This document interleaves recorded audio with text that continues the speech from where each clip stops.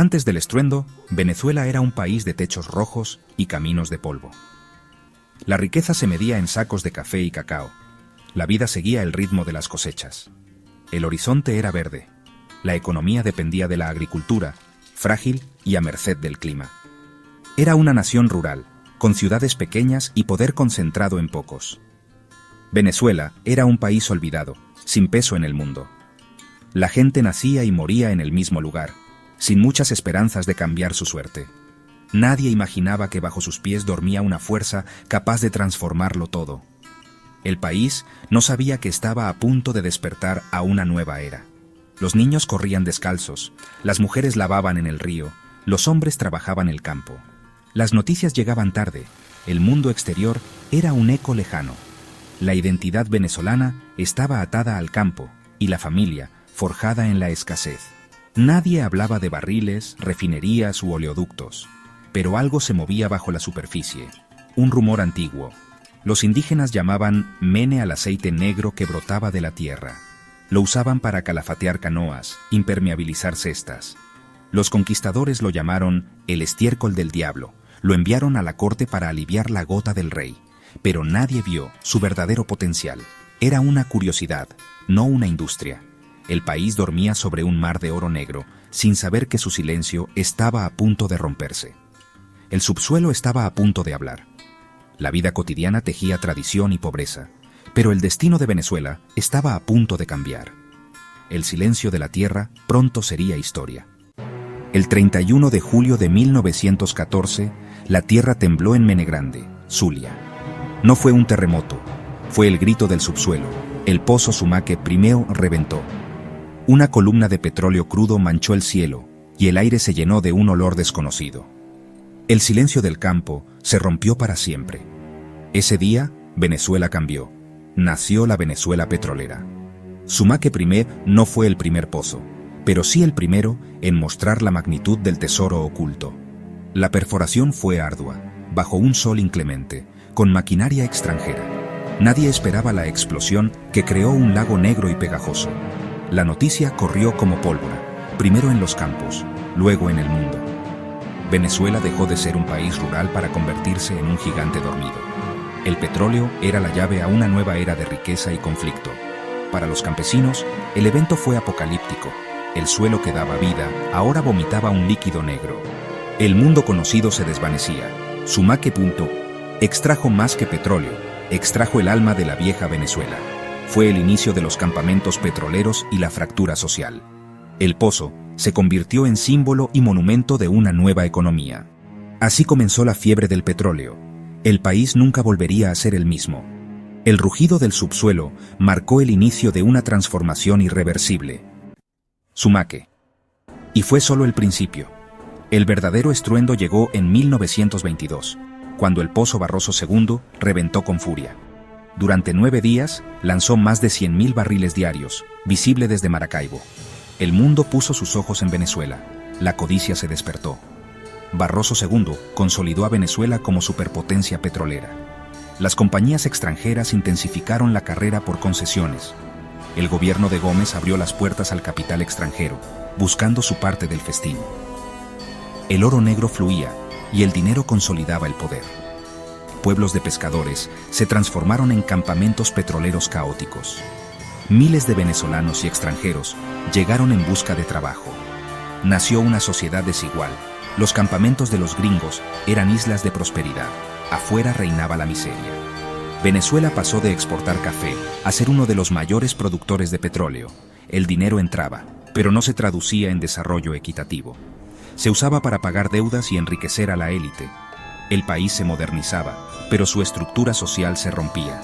El petróleo era bendición y maldición. La fiebre petrolera transformó el paisaje y la sociedad. El auge exportador fue vertiginoso, pero desigual. El reventón del Barroso II fue el grito que cambió el destino de Venezuela. El sistema de concesiones entregó el tesoro nacional.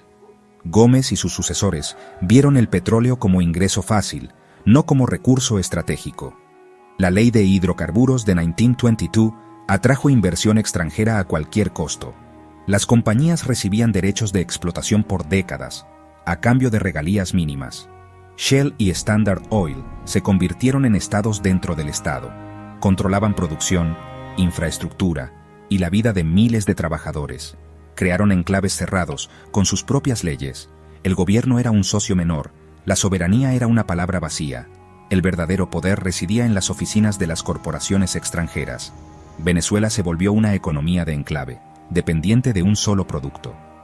La agricultura fue abandonada, el campo se vació. La gente emigró a zonas petroleras, creando cinturones de miseria. El país importaba casi todo lo que consumía. Nació una dependencia crónica, una enfermedad económica. Intelectuales como Uslar Pietri llamaron a sembrar el petróleo, pero la élite prefería el flujo fácil de petrodólares. Cambiar el modelo era desafiar intereses poderosos. El país quedó atrapado en una jaula de oro. La entrega del tesoro marcó el inicio de una dependencia peligrosa. El petróleo era riqueza, pero también una trampa. La riqueza petrolera transformó Venezuela. Caracas se llenó de autopistas y rascacielos. Nació una clase media consumista. El país se proyectaba como moderno y próspero, la Venezuela saudita. El bolívar era fuerte, el optimismo reinaba. El petróleo financiaba educación, salud y subsidios. Pero la desigualdad crecía tras la fachada de modernidad. La riqueza se concentraba en pocas manos, la mayoría quedaba al margen. El campo seguía empobrecido. Las ciudades crecían sin planificación. Barrios de ranchos surgían junto a urbanizaciones de lujo. La migración masiva creó caos social y cinturones de pobreza. La promesa del petróleo no era para todos. Dos Venezuelas, una opulenta, otra luchando por sobrevivir. El petróleo dividió al país y generó una cultura de rentismo. La ética del esfuerzo se erosionó, creció el clientelismo y la corrupción. El brillo del oro negro cegó al país ante la sombra de la desigualdad. La riqueza petrolera fue una ilusión para muchos. La fractura social se profundizó. El milagro venezolano tenía un lado oscuro. El petróleo, en vez de unir, separó a Venezuela. El 1 de enero de 1976 Venezuela nacionalizó su industria petrolera. Nació PDVSA, empresa estatal, encargada de toda la cadena de producción. Las banderas ondearon en los campos petroleros, hubo euforia nacional. Se prometió soberanía y desarrollo. PDVSA fue concebida como empresa de clase mundial, meritocrática y eficiente. Durante años, cumplió esa promesa, se expandió, compró refinerías, desarrolló tecnología. Parecía que sembrar el petróleo sería realidad. Pero la pregunta sobre la soberanía real persistía. Venezuela seguía dependiendo de tecnología y mercados extranjeros. Los precios se fijaban en Nueva York y Londres. El país controlaba la producción, no el valor. La dependencia estructural no desapareció, solo cambió de forma. PDVSA no pudo mantenerse al margen de la política. Se convirtió en caja chica para financiar gasto público y populismo. La empresa, motor del desarrollo, fue usada para sostener un modelo rentista. La nacionalización fue simbólica, pero no solucionó los problemas de fondo. La verdadera soberanía requería un cambio cultural y económico que nunca llegó. El sueño de independencia quedó incompleto. PDVSA fue un hito, pero no la solución mágica. El deterioro de PDVSA fue lento y doloroso. Desde finales de los 90, la politización reemplazó la meritocracia. El paro petrolero de 2002 y el despido masivo de trabajadores fue un golpe mortal.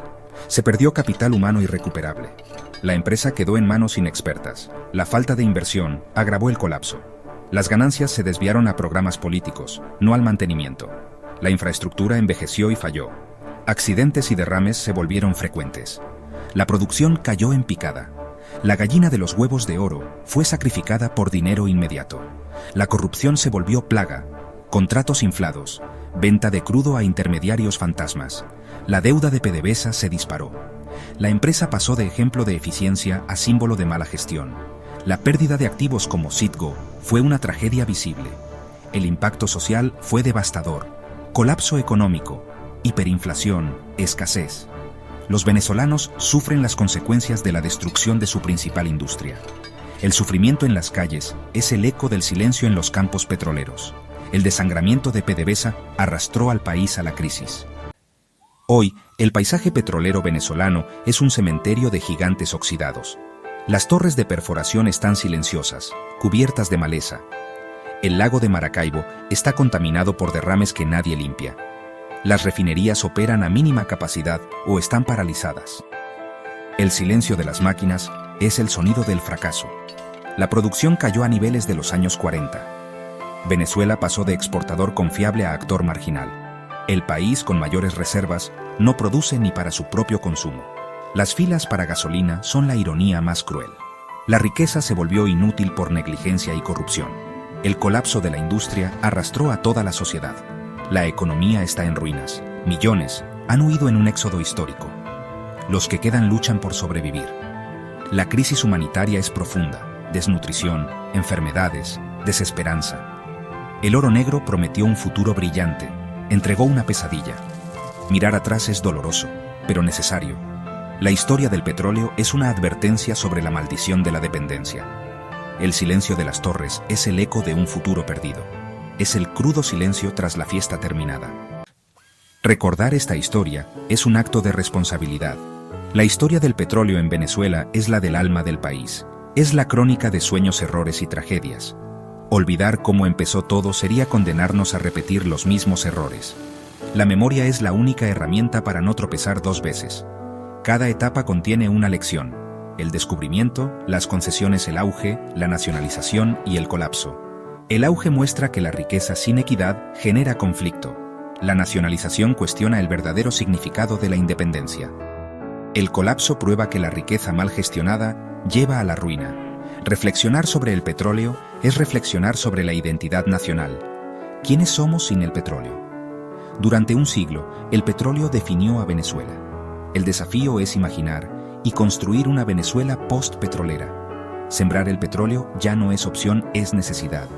La historia del oro negro es presente y futuro. Es una herida abierta que debe ser comprendida para sanar. Solo entendiendo la profundidad de nuestra dependencia podremos construir un camino diferente. La memoria del petróleo debe ser brújula, no ancla.